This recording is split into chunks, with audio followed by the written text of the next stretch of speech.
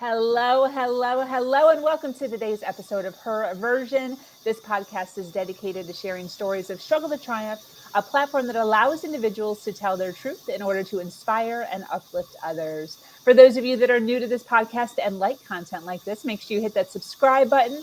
Make sure you follow, like, and share. I am your host, Sabrina Victoria. Let's jump right in.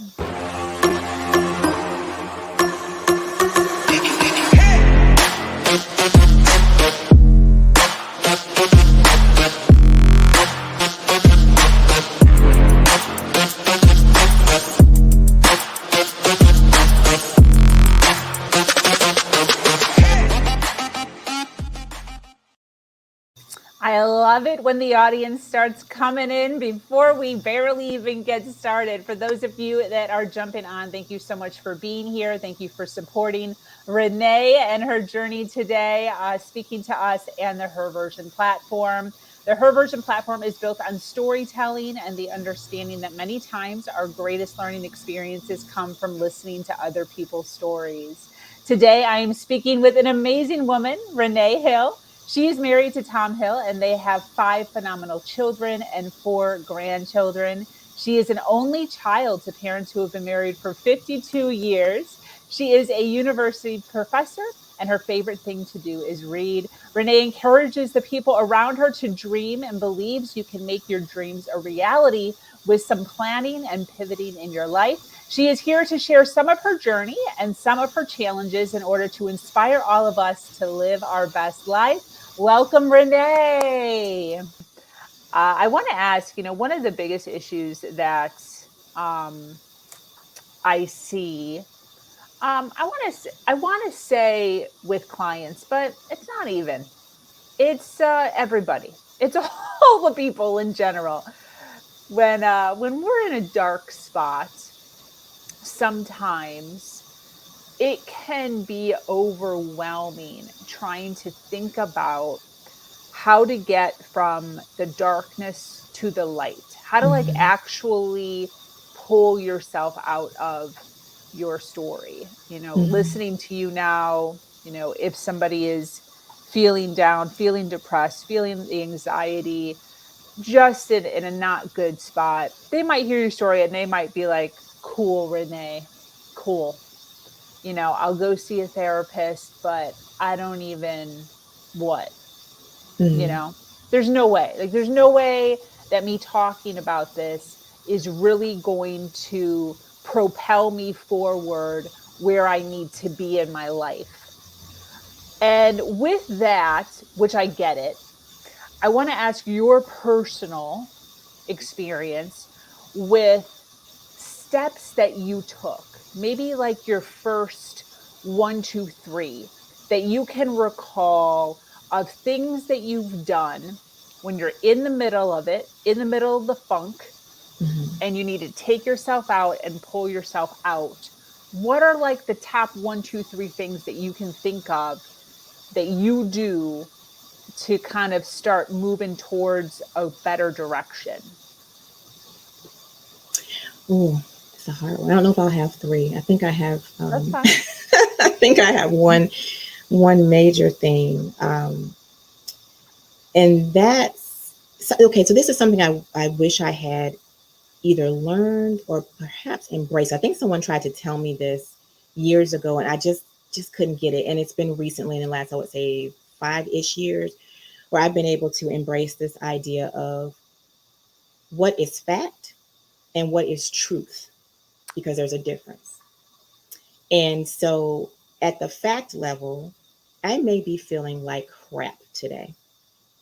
But at the truth level, I don't have to.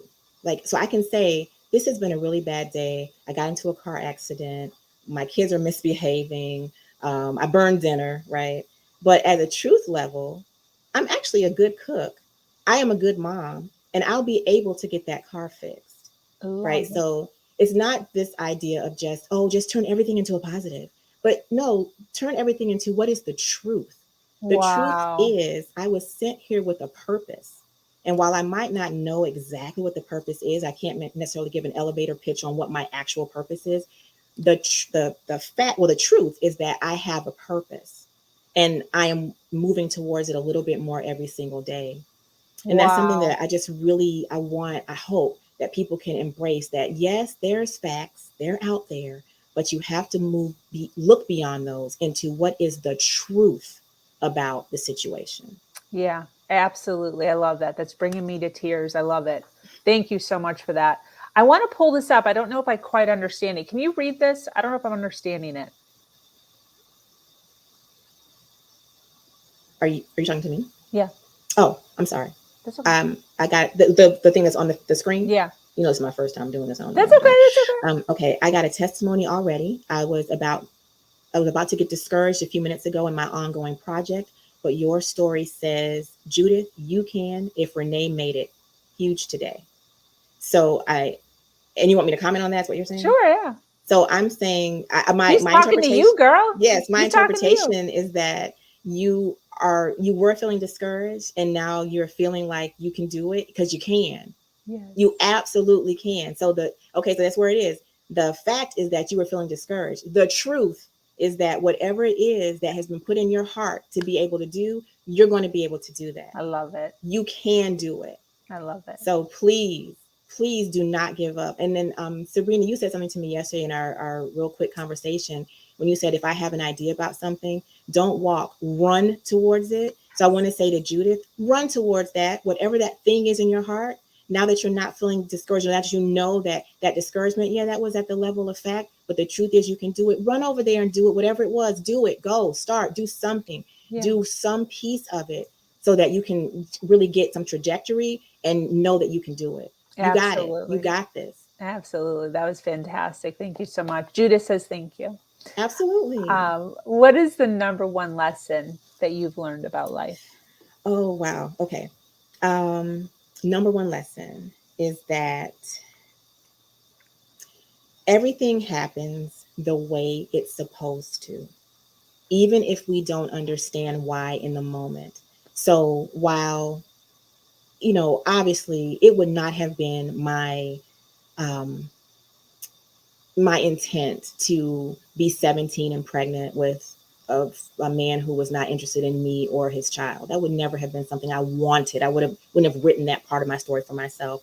I wouldn't have chosen to go through depression. I wouldn't have chosen to have anxiety attacks. They happened because they were supposed to, because I needed to be able to go through those things and then help someone else later on. Or when I faced other challenges, be able to look back and say, but you've gone through all that other stuff. So guess what? You can manage this too. Right. Absolutely. So that's what I have learned, that everything in life, the good and the bad, happens the way it's supposed to. And it's to make us better. It's all for our good. Yeah. Absolutely. What's your oldest's name, by the way? We keep talking about him. Yes. So my husband and I have 5 kids, and so we don't really do like the halves and the steps and all that kind of stuff. Yeah. So I say I have my bios and my bonuses.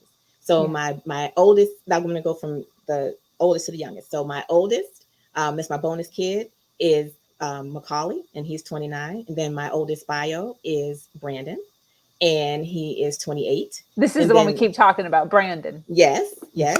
Okay. And then my oldest bonus daughter is Emma, and she just turned 27. And then get this gap.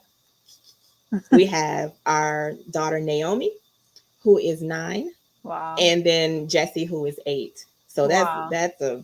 we started all over, and we are so happy. We're I kind of love it. crazy, but we're so happy. I absolutely love that.